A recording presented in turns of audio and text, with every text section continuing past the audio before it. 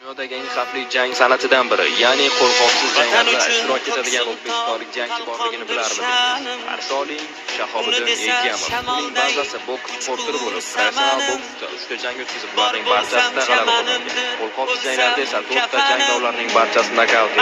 Jangi aql bovar qilmas tarzda bo'lgan va u bir necha bor nokdaun holatiga tushib, qiyin vaziyatdan chiqib ketib, raqibini nokautga uchratib, kambek qayd etgan.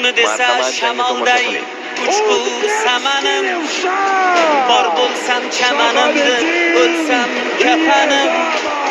Mangu berdilik menga taqdiri azal.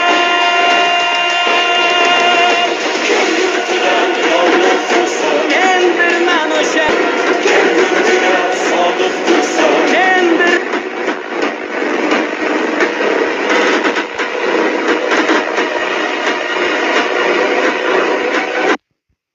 Dunyodagi eng xavfli jang san'atidan